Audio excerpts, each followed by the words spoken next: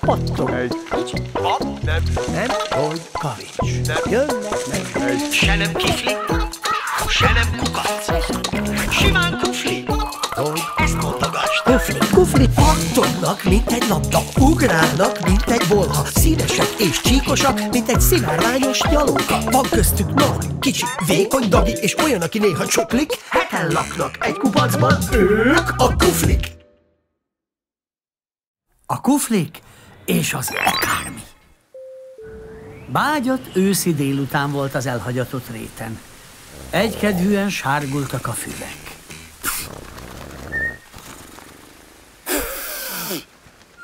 Titus fütyörészve toporgott a kupac tetején.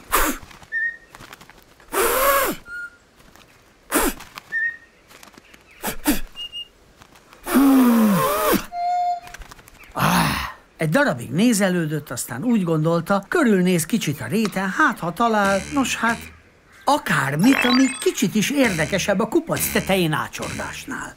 Elugrált egy halkan krákogó szivacsbokor mellett, és már épp a csalóka csalitos felé indult volna, amikor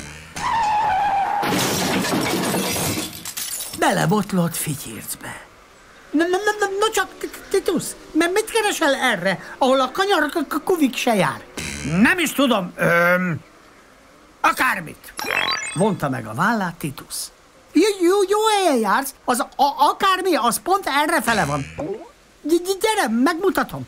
Miután átugráltak egy vidáman illatozó pomádéligeten, megálltak egy görbefaágakból rót kerítésnél.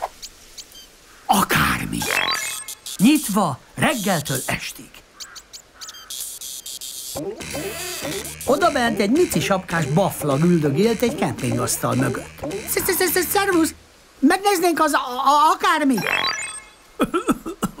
Jó, hogy jöttök. Ma alig vannak látogatók, mondta a baflag. 4 bütyökbogyó a belépő. Hogy belépő? Tudtommal az elhagyatott réten semmiért sem kell belépőt fizetni. Ez egy kiállítás. Itt kell. Mondta a baflag. Ne idegeskedj, súgta barátjának Fityirc, majd találomra felszedett a földről 4 ráncosra száradt bütyökbogyót, és a baflag kezébe nyomta.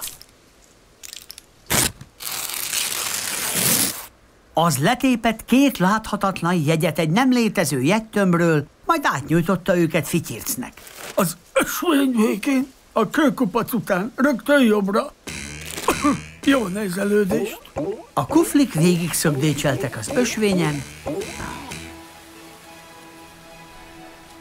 aztán befordultak jobbra, ahogy a baflag mondta nekik.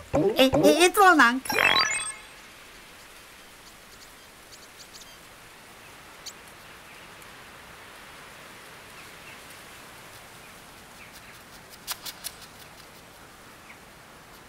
Ez biztos?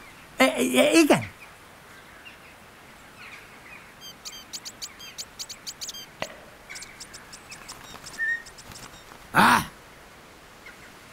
Nem is tudom. Te milyennek látod? Nehéz volna azt mondani rá, hogy szép, ahogy azt is, hogy csúnya.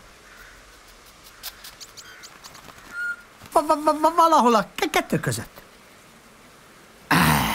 Én nem ilyennek képzeltem. Végtére is egy akármilyen lehet. Szerintem pont úgy néz ki, mint egy közönséges rét.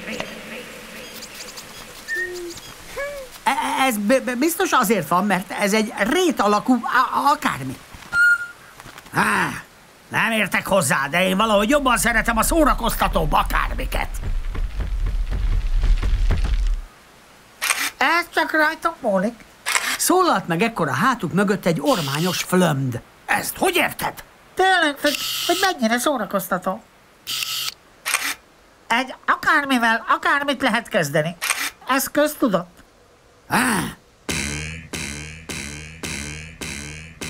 Ezzel például mit? Ez egy rét alakú akármi, úgyhogy egy csomó dologra jó. Mondjuk, bukfencezni rajta? Vagy fekvőtámaszozni? Találgatott Titus. Például.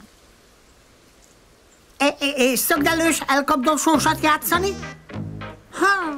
Miért Miért is ne? Próbáljuk ki!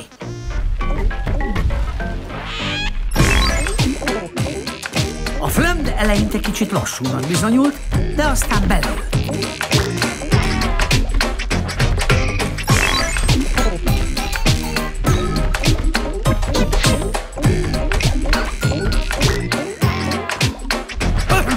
Záróra, barátaim! Ezt meg hogy érted? Bezárom a kiállítást. Miért nem lehetünk itt akármeddig? Sajnálom. Ha ennyire tetszett, gyertek holnap is. Kár, hogy már is mennünk kell. Idejét nem tudom, mikor játszottam utoljára szögdelős elkapdosósat. Elféléket otthon is játszhatunk. Tudom, de itt most valahogy mégis egészen más volt. A kuflik és a flömd elindultak hát hazafelé. Sajnos ritkán járok a kupacotok felé, pedig tényleg jó lenne gyakrabban összefutni. Nem csak így kiállításokon. Akkor majd beszélünk. Mondta Titus, és elindultak hazafelé. A két kufli jókedvűen szögdécselt a sötétedő réten át. Közben vidáman diskuráltak. De mivel a szél is fütyörészett, távolabbról nem nagyon lehetett érteni, hogy miről beszélnek. Talán erről, talán arról, de a legvalószínűbb az, hogy akármiről.